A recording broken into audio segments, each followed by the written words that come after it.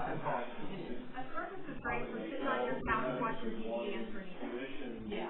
That's what I use my circus. Well, see, and I have a docking station set up for that. That monitor. Yeah. Well, that helps, but it's still just a big screen where you can have three things open at once and look at three. So I said what the I move on to the next one. Yeah, it's much more simplified. There was an article in the paper where the was saying, look, I don't think that I'm learning what was in the news. Yeah. Yeah. They said, look, we're just doing stuff in there, parents should be parents and stuff like that. And I'm teaching as an adjunct at Washburn. One of the things we're keeping in mind, we want you to begin to fight for education next year. Our deal is They still want to sell the experience and not just the degree.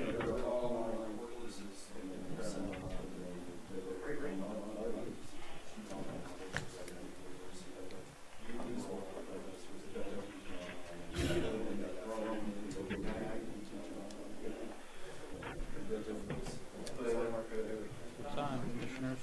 We're ready? Ryan, you want to lead? Pledge allegiance to the flag of the United States of America and to the republic for which it stands, one nation, under God, indivisible, with liberty and justice for all.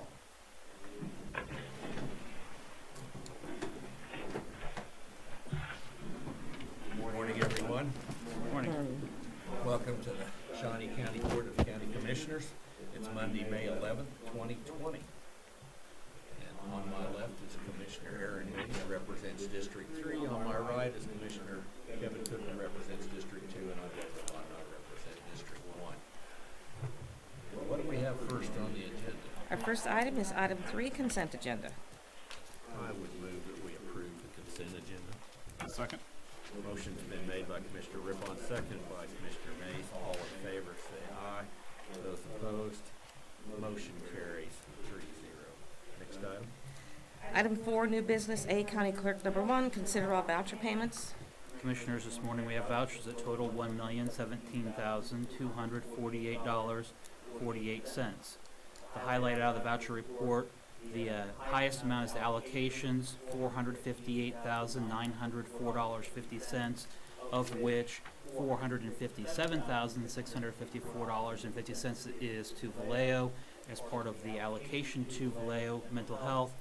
Next, we have under Department of Corrections, $298,256.79, of which the majority is Horizon Health, which is our health care for inmates. Next, we have under health insurance for our employees, $165,730.05. And then finally, highlighted out of this voucher report is the weed department, $28,822.03, of which the majority is chemicals for the chemical purchases this spring. I don't have any questions regarding the vouchers, would move for approval. Second. Motion's been made by Commissioner Cook, seconded by Commissioner Rippon. All in favor, say aye. Opposed? Motion carries 3-0. Next item. Item A2, consider correction orders. I will move that we approve the correction orders. Second. Motion's been made by Commissioner Rippon, seconded by Commissioner Mays. All in favor, say aye. Opposed? Motion carries 3-0. Next item. Item B, Parks and Recreation Number 1, consider approval of request to fill a vacant golf course superintendent position at a salary, including benefits, of $59,446.40, and fill any position that becomes vacant from filling this position. Good morning, Commissioners. Tim Laurent, Shawnee County Parks and Recreation Department. Ms. Beck summed it up very well. We're here to ask permission to open and advertise for our vacant golf course superintendent position at Cypress Ridge. I'd be happy to answer any questions you might have. Tim, this is a position that is within the Parks and Rec Department, but it is paid for out of the golf fees. So golf is self-sustaining, so our tax dollars are really not going to subsidize golf. So this is supervisory position is paid for out of our golf fees. Absolutely. It's out of our revolving fund, correct. Okay. So I just think it's important to highlight, I know that we do get questioned as to why we're subsidizing golf, or this fee or the salary, but this is really paid for out of the fees. Correct. Just a general golf course question. I know we've remained open and with some restrictions. How are things going? Things are going really well. Actually, if we could get the weather to cooperate, I know the next couple of days aren't going to be great, but we've been monitoring that revolving fund pretty closely, and it's gone through some ebb and flows, but it's getting back to that normal range, and I think we've seen a lot of folks go through all 3 courses, and things are looking good. Any other questions? I'll move for approval. Second. Motion's been made by Commissioner Cook, seconded by Commissioner Rippon. All in favor say aye. Opposed? Motion carries 3-0. Thank you, Kim. Next item. Item C, Health Department, number 1, consider approval of request to purchase PPE for county offices in an amount not to exceed $50,000 with repayment by grant funds. Good morning, Commissioners. Linda Oaks from the Health Department. We are asking today to spend up to $50,000, hopefully it won't be that much, to purchase some PPE items for all the county offices. This is not just for the Health Department. I did offer to coordinate this because I think we have access to some of the places we can order from, and that way we can keep track of what we're ordering. And then Aaron Mahan, who's the Interim Emergency Management Director, will be sending out, I think he's already sent out the form to the department heads to order the supplies, so the departments can ask for what they need. We're ordering face masks, hand sanitizer, disinfectant wipes, and those disinfectant wipes are tough to find, so looking for alternatives. Also working with Betty Griner and Bill Kroll on getting the supplies and working out the finances. We are applying for a grant for this. You should see that grant come across the commission here pretty soon, but we didn't want to wait to get started on ordering what we need. So I'd be happy to answer any questions. This is not a matching grant. This is Nope. Chairman. So we're using the Health Department as our point of access for purchasing, and then we would be applying for a reimbursement at some later point or a grant to offset the cost. We're hoping this grant will offset the costs. Right now, the Health Department is going to cover it, So and can. in the future, if we look at reopening the courthouse with a restriction that every person who comes in the courthouse is required to wear a mask, the Health Department would be the one determining how many masks we're ordering or getting all of that. We're starting the process, and so I do want to emphasize that we're not going to be able to do this for years to come. We're just trying to help people get started. Now, as far as requiring masks for the courthouse, if we do that, we would ask the public to have their own masks if possible. We can have some on hand, but a lot of people have cloth masks and they're using them in public, and so we would just ask them to continue to do that. Okay. So. All right. But the Health Department is really just acting as the point person for purchasing. That's correct, sir. our county's been designated to receive up to 50,000, or how does that work? You know, County by county? I think it's 58,000, but we have to do the paperwork and the reporting. So our finance officer, Edith Gaines, is working on that grant, and then Betty Griner's office is working on an additional state grant that's also some of this funds. I can tell you, commissioners, this is very piecemeal. There's a lot of little grants, and it's so far it's complicated. But we're going to try to keep up as best we can. In the news, it reports that, for example, Sedgwick County has received $98 million, or almost $98 million for COVID response. How does Shawnee County respond to some of the national, are we on the same scale as, based on our population? I don't know if that's something that Dusty knows, or as far as equipment and response, being able to get that back. I had not even heard that, so good for them. I hope that there's more money for us because we're definitely spending it. Overtime alone has been a big expense, and so I'm hoping there's more money available. It's surely not coming in very quickly right now to us. Good morning, Commissioners. Dusty Nichols. I'm going to look in to see what grants those were. We're always on the lookout for grants. We're always scanning that, and especially with the COVID stuff right now. But we are documenting. We're probably over-documenting everything we're doing for reimbursements later, if those are possible. But any grants that are out there, sometimes it depends on the size of the county. It depends on the size of. There's lots of variations in these grants, as you are aware. So, but we are looking. I will call Sedgwick County and see what grant that was and see if there's any available for us. So. Sure. Thank you. that. So I see on the director's listservs, like some counties, so for instance, their ambulance service is under their county.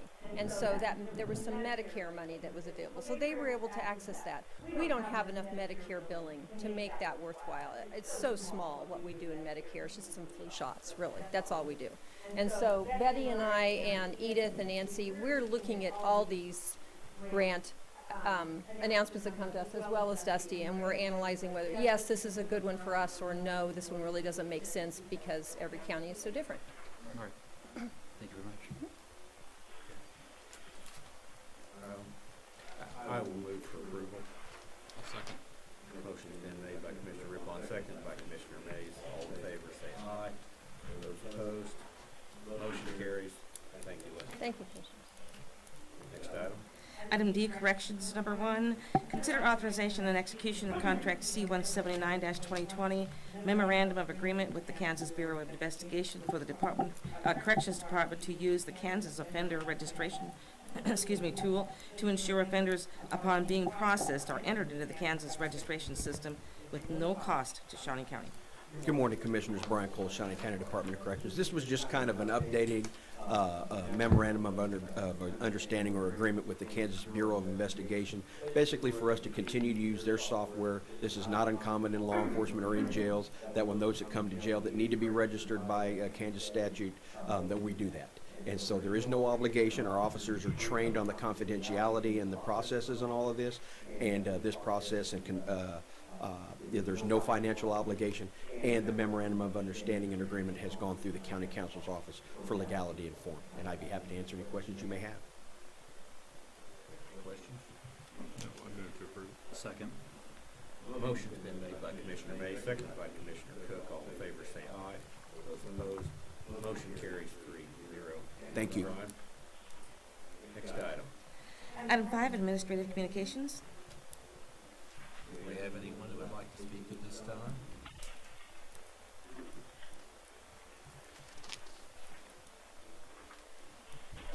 Good morning, Commissioners. Linda Oaks from the Health Department. I do have seasonal allergies. Let me just say that. All right, so the first thing I wanted to show you this morning, when giving the COVID update, is the dashboard for the Kansas Department of Health and Environment.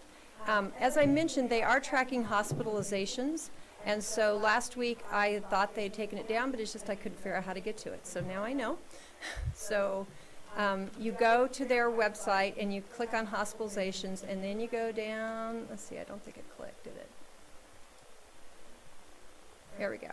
All right, so that's the total hospitalizations for the state, the ICU admissions, ventilation, and discharge patients. Then if you want to see Shawnee County, and this is so tiny, so I'm going to do my best here. Oh gosh, I need new glasses or something.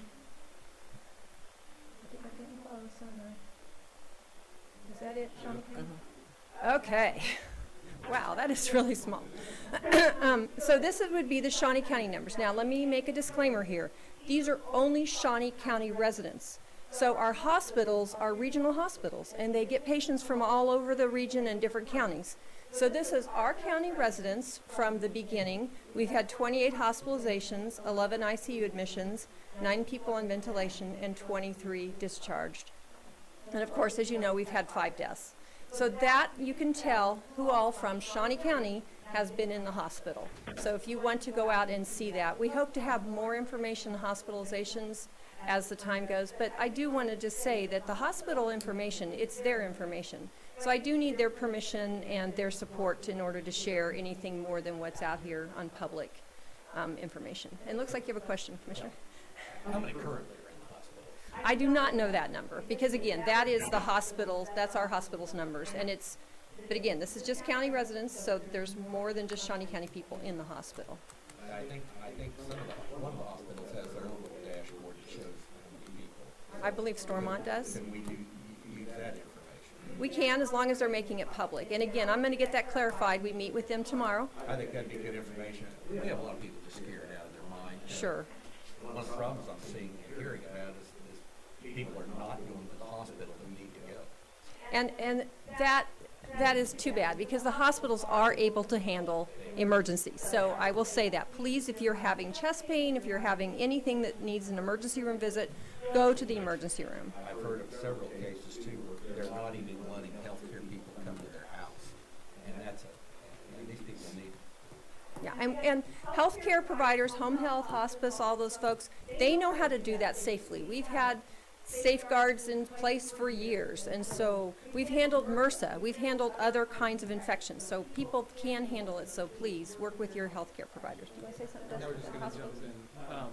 The PIOs for the hospitals are definitely trying to get people to do that too. I know that we've had those discussions, and the hospitals are definitely saying, please come to the hospital if you have those issues. So they're also making that effort. Information. Where they're afraid to go in. Yep, I agree. And as Linda said, they're prepared for that, and they're trained for that. So they're we can do PSAs that let people know that, hey, it is safe to go to the hospital if they need to. They definitely have been at the hospital specific. I don't want people dying because they're afraid of the disease at the hospital.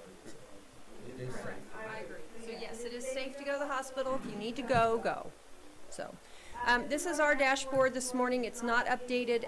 I could refresh it and see if it's, they update it while I'm at this meeting. So we are up to 161 cases. I do want to point out that 2 weeks ago, we had 10 cases. A week ago, we had 24. And this last week we had 34. So we're not heading in the right direction. And I want to make sure and point out that these are still cases from when we were at the stay home order. We are really not seeing the cases yet from phase 1. That'll start happening this week. So I'm concerned. The cases are still going up. We're handling it right now, but it just can't continue in this direction. So I hope everyone follows the social distancing, wear your masks. I was out and about Saturday, and honestly, I would have liked to see more people in masks. That's the truth. Linda, the common thing that I see online or in public is, of course, your numbers are going up. There's now more testing. Would you like to respond to that? There is some more testing, but we're still only testing symptomatic people. And we're still only testing to the hospitals, so that does not really explain the increase in cases. Okay. You know, if we were doing, all of a sudden we were doing mass testing and testing everyone, that could be. But right now we're not testing asymptomatic people unless they're in a place with an outbreak. Then it makes sense. Otherwise, it really doesn't tell you anything other than they're negative today.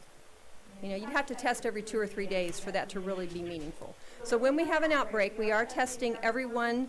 We are offering testing to everyone in that area so we can get a hold of positive cases faster. I think that it's important that we put an end to misinformation. Yes. A lot of the static that gets online gets repeated. One person makes a comment, 3 others repeat it. And so when we see that go out, that such as a statement, of course there's higher numbers, there's more testing. Well, that may not be the case. Yeah, it doesn't really explain what we're seeing here with the increases. I'm just very concerned because, again, we're still not seeing, we're just now going to start see cases from when we did the phase 1. And so I don't know what it's going to look like, but I am concerned. So do you want to add anything to that? And that's all I have, Commissioners. I had the same conversations earlier, all through the weekend about that testing question. People calling direct and saying, isn't this the correlation? I think Linda's right. We're not doing mass testing. We don't have drive-through testing set up and just testing the general public. So that these numbers that you're seeing as far as the confirmed cases and all that are targeted testing. They are for people who are symptomatic or people who have been around them. So this is not like thousands of tests and all these are showing up. This is very targeted testing. So, and like she said, Linda said that just because they're come back negative now doesn't mean 2 days later they're not going to have it either. So I think looking at those testing numbers is going to give you a false, and assuming that there's widespread testing, I think it's going to cause a problem as far as what's to believe or not. I've read that 98% of the people who are confirmed to have it have mild or no symptoms. Linda, that's a Linda question. I don't get into patient-specific stuff. Commissioner, I think the problem with that, and again, I see that common as well. What may be mild to me may be fatal to you. So if I look at the numbers on the dashboard of the people that have the severe cases, it's going to affect you more than it's going to affect me. So it's a lot. Yeah, I would also echo what Linda has said numerous times. If we're looking at Wyandotte and these other counties that really have those higher death tolls, we've been really lucky. We haven't had it in a community that's of elderly, whether it's a nursing home or anything else. And I don't know the breakdown of the deaths. I don't. I look at the number. We've done an excellent job protecting our older people. I will say so far. I would totally agree with that. But I also think that's a reflection of everything we've done up to this point. And this is not the popular opinion, I don't think, but why would we stop it if it's working? That doesn't make any sense. Well, the other issue is at what point do we reach the percent of immunity that we need to slow things down? And you know, I've heard 50%, I've heard 60%, and I don't think that the amount of time we have to figure that out, I don't think we have. That's my thought on it. I know they're looking at the immunity rates and how long and if it even works for an extended period of time or if it'll work, the immunity part. Or I don't. That's all science stuff. But what I'm hearing is it's going to take a while to even figure out if we can get an immunity based on if somebody has it or not. It's not solidified yet. So I can't use that as at least right now in this day, right now looking at the data I have going forward in the next couple of weeks to keep people safe, I can't use that. I don't think anybody can use that data. Well, you know, the best vehicle for getting immunity is probably younger people. It doesn't affect them as much. And it is, it's true. I'm not disagreeing with you, but I don't want my son out there getting it either. Well, nobody wants to get it, but right. It's like the measles, the mumps, or any of those things back when I was a kid. You know, we got it. It didn't affect most people, and we didn't wreck the economy in the process. That's almost become a bigger problem than the virus. I think we're on equal balance there. We are on the edge, and we need to keep businesses rolling. But at the same time, Commissioner, with all due respect, the unknown factor of this virus. This is something that is new, that we don't know how to treat, we don't know how to respond to, we don't know how to appropriately address the spread of it. And the impact, I think that has fueled a lot of the actions that we've seen that we've never seen in our nation before. We've never seen the courts closed. We've never seen major establishments closed in this capacity. And a lot of that is response to not knowing how to address the spread. So. Well, you know, but part of the whole reason for flattening the curve is not to overwhelm our medical community. We have not done that, and they really haven't done it anywhere in the United States. Even in New York, they set up all these hospitals temporary. They brought in a ship. We spent $660 million nationwide for all these extra hospitals and setups, and we've had about 200 patients use those. And we based a lot of it on data that's just not. It's not based on anything. These models have been terrible. They haven't worked out. I think just kind of looking at our numbers here on March 24th, the stay-at-home order went in. That's somewhere in here. We released it April 4th. Here, we flattened the curve when we did it. Now we're seeing something different. So again, I think what we were doing was working. And I agree with you. Our hospitals are not overwhelmed, but I also think it's because they figured out how to manage it. I figured out what they do with the patients. I figured out they've done a really good job. I think they're doing a much better job with the patients they have. Right, and we've managed our PPE really well. But if this continues this trend, I'm worried. I'm officially worried. I do want to say too that the nursing homes and the jail, Brian's done an outstanding job. The nursing homes have done an outstanding job. They're going to do all the great things they are doing, and they can still have cases. And the more we open up the public, the more his workers are exposed and they come into work. The same with the nursing homes. So we have to consider that too, those vulnerable populations. If we get 1 or 2 cases in there, it's going to be rough. More than 2. He's got 2 negative pressure cells. So if he gets 2 or 3 staff people with it and we have to quarantine people, it's a nightmare. So I just want to make sure we understand that we've done so much good work keeping those.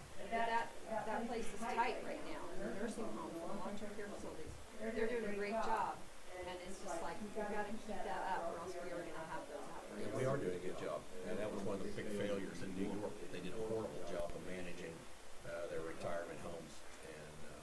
And we were fortunate to learn from them. We were fortunate to have them you know, unfortunately, those people lost their lives, so we can learn how to mitigate here. But it still is a possibility.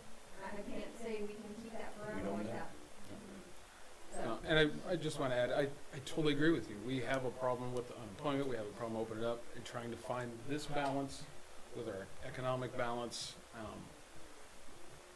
That's where we're working. We're trying to get stuff open, but we've seen other countries that have handled this differently too, and you know, on both sides, yes, sir.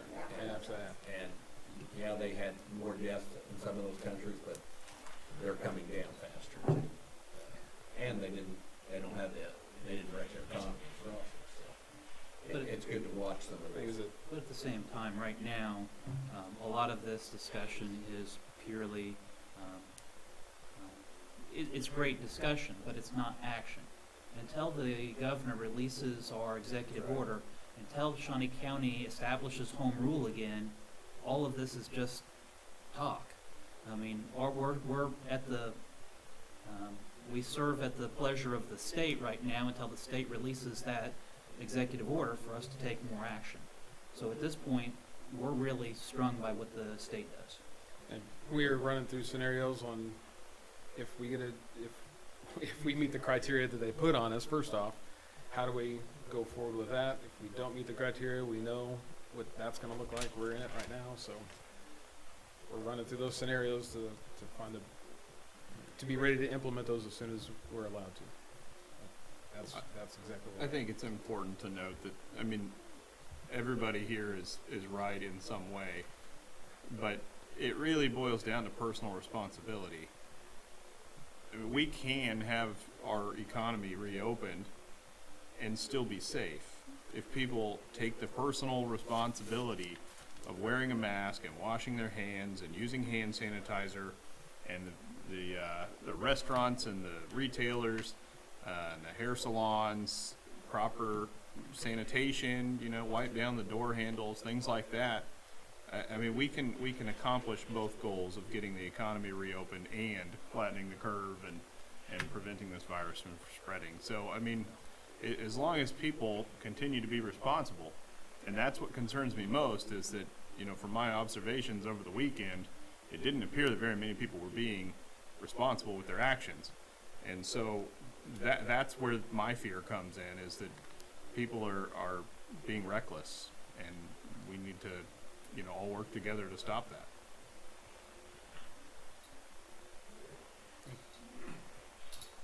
Thank you. Anyone else?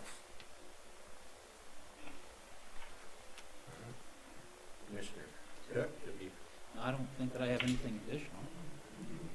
Mr. Mays? No, I have nothing to add. We do have a need to go into executive session. So I'd like to make a motion to go into executive session for a period not to exceed 90 minutes. Discuss personnel matters of non-elected personnel. Specifically, we will be holding 3 department head evaluation sessions starting at 10 a.m. and lasting 30 minutes each.